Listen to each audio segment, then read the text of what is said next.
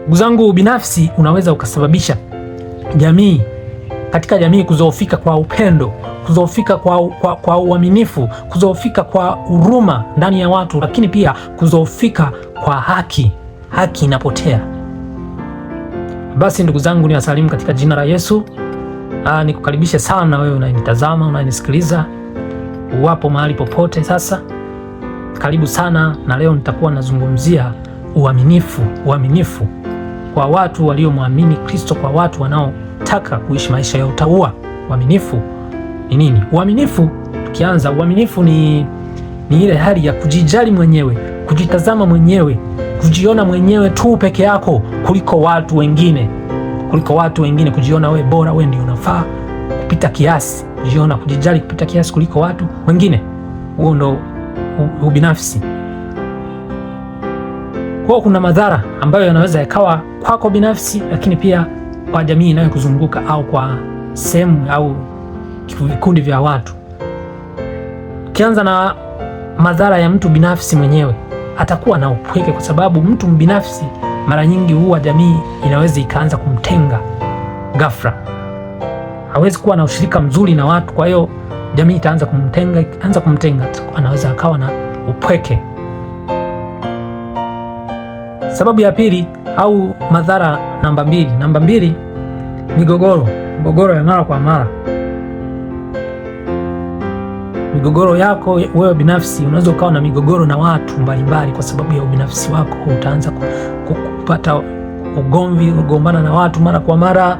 Unaweza ukawa wapo kazini, wapo nyumbani, majirani zako hamuelewani kwa sababu ya ubinafsi ambao unaweza ukawa ndani yako. Unaweza ukasababisha mgogoro kati ya kwako wewe, mimi na watu wengine ambao wanakuwa wananizunguka kila siku. Lakini pia kukosa baraka na maendeleo. Unaweza tukakosa baraka na maendeleo kwa sababu Mungu amesema kwamba wapeni watu vitu, nanyi nipo mtapewa kwa wingi na kusukwasukwa. Kwa wingi wa kusukwasuka, tuwapeni watu vitu na sisi ndipo tutapewa. Lakini pia ni heri kutoa kuliko kupokea. Lakini pia uondoa huruma ndani yako, upendo unaondoka ndani yako. Lakini pia uwezo wa kuelewa hali za watu wengine pia unakuwa mgumu kwako. Hayo ni madhara ya ubinafsi kwangu mimi mwenyewe, kwako wewe mwenyewe binafsi. Lakini pia kwa jamii nzima inayotuzunguka, madhara ya ubinafsi. Binafsi huweza kuvunja mshikamano. Watu mnaweza mkawa mmeshikamana vizuri, mna ushirika fulani, mnapanga mfanye vitu katika jamii, labda mnashirikiana kuwezeshana katika mambo kadha wa kadha. Anapotokea mtu akawa mbinafsi, anaweza akasababisha huo mshikamano uvunjike kati yenu. Lakini pia kuongezeka kwa chuki na uhasama kati ya watu. Watu wanagombana, watu hawana ushirika kwa sababu ya chuki ile ambayo inaweza ikaibuka kutokana na watu kuwepo na ubinafsi bayana ya watu katika jamii. Chuki na uhasama vinaongezeka kwa sababu upendo wa wengi unaondoka, huruma, uaminifu unaondoka.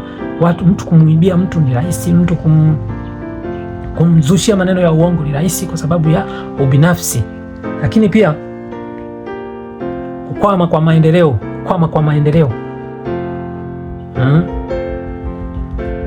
Miradi ya pamoja ushindikana. Yani mmeanzisha mradi fulani, lakini katika huo mradi kuna mtu ameweka ubinafsi, au kuna kikundi cha watu wameweka ubinafsi katikati ya shughuli hiyo ambayo inafanyika. Watu tayari lazima miradi ikwame. Mfano, mmepanga mlime pamoja sehemu, mkapanga kwamba tutakuwa tunaenda, labda tutapanga siku ya kwenda kulima. Unakuta watu hawaji, labda watu hata wakija hawana morali, kwa sababu ya ubinafsi ulioko ndani yako, kwa sababu human always are selfish. Binadamu sisi ni wabinafsi, yani ni nature. Ili tusiwe wabinafsi, tunatakiwa sana tujinyenyekeze kwa Mungu, tufanye ibada sana, zitubadilishe, zituwekee ule ubinadamu, ule utu ndani yetu, ule upendo, kwa sababu Mungu ni pendo. Anasema asiyependa akumjua Mungu, kwa sababu Mungu ni pendo. Kuzoofika kwa maadili yanazofika, maadili yanashuka. Binafsi huweza kusababisha kuzoofika kwa maadili, kwa sababu haki haiwezi kutolewa, haki haiwezi kutendeka. Kusema haki ni kutenda sawa sawa. upendo unapotea, lakini pia huruma na uaminifu vinatoweka katika jamii. Kwa sababu ya nini? Ya ubinafsi wa watu. Kila mtu anaangalia mambo yake, kila mtu anafanya cha kwake, kila mtu anadili na mambo yake, aangalii mambo ya watu wengine, kama Biblia ilivyotuambia kwamba inabidi tuishi kwa tusijiangalie sisi wenyewe, tuangalie na watu wengine na mambo ya watu wengine. Hapa naenda kukusomea Biblia inasemaje. Biblia inasemaje? Kwa hiyo ubinafsi huweza kusababisha hivyo vitu, nacho kusababisha madhara kwetu, kwa mtu binafsi, lakini pia madhara kwa watu, kwa jamii nzima kwa ujumla. Ugomvi utakuwa mwingi kwenye jamii, upendo utapotea, haki itatoweka, lakini pia na uaminifu wa watu unapoa. Tunaangalia kwenye nchi yetu hii ya Tanzania sasa hivi, hamna haki, hamna upendo wa watu, lakini pia hamna uaminifu. Huruma haipo. Kwa sababu ya nini? Kwa sababu ya watu tumekuwa wabinafsi. Ubinafsi umetawala akili zetu, ubinafsi umetawala maisha yetu ya kila siku. Basi hapa nitasoma, nikiwa namaliza hapa nitasoma kile kitabu cha Wafilipi. Kwa hiyo ubinafsi ndio utowesha hivi vitu. Binafsi wa watu ukianza kuwa mwingi, binafsi ukianza kukaa ndani yetu, na ubinafsi huu unaweza ukaondoka kwa kufanya ibada sana, kujinyenyekeza kwa Mungu sana, kupenda kujifunza maneno yake, kupenda kuwa na ushirika na nia ile iliyokuwemo ndani ya Kristo. Tasoma hapa Wafilipi 2 kuanzia mstari wa kwanza. Hapa nitasoma: basi ikiwako faraja yoyote katika Kristo, yakiwako matulizo yoyote ya mapenzi, ukiwapo ushirika wowote wa Roho, ikiwako huruma yoyote na rehema. Mstari wa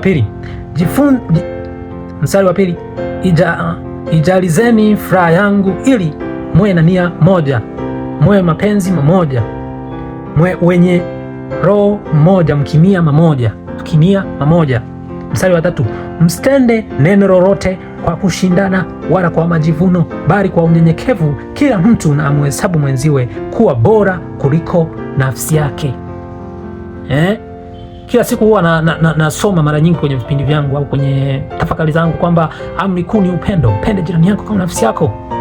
Kwa hiyo na hapa ametuambia kwamba kila mtu amhesabu mwenzake, amuone kama nafsi yake. Narudia tena mstari wa 3 huu wa Filipi 2 kwamba unasema msitende neno lolote kwa kushindana wala kwa majivuno, bali kwa unyenyekevu kila mtu na amhesabu mwenziwe kuwa bora kuliko nafsi yake. 4, kila mtu asiangalie mambo yake mwenyewe, bali kila mtu aangalie mambo ya wengine. Iweni na nia hiyo hiyo ndani yenu, ambayo ilikuweko pia ndani ya Kristo Yesu. Tuwe na nia hiyo hiyo iliyokuwepo ndani ya Kristo Yesu. Kila mtu asiangalie mambo yake binafsi, angalie pia na ya watu wengine, na ya watu wengine. Huo ndio hiyo Biblia ndivyo inatuambia. Biblia ilishachonga njia, ilishatuelekeza namna ya kufanya, namna ya kuishi, ili tuweze kudumisha upendo wa Mungu ndani yetu, lakini pia ubinadamu wetu uwe kipaumbele katika maisha. Na hapo tutaweza kuwa na jamii iliyokuwa na ustawi, jamii iliyostaarabika. Tuna jamii ambayo inaharibika maadili kwa sababu ya ubinafsi ambao unakuwa ndani yetu. Hivyo nikushukuru sana wewe uliyenitazama, uliyenisikiliza. Nilikuwa nazungumzia ubinafsi. Binafsi nikasema ni kujijali mwenyewe kuliko kuangalia watu wengine wana hali gani, wanaishije.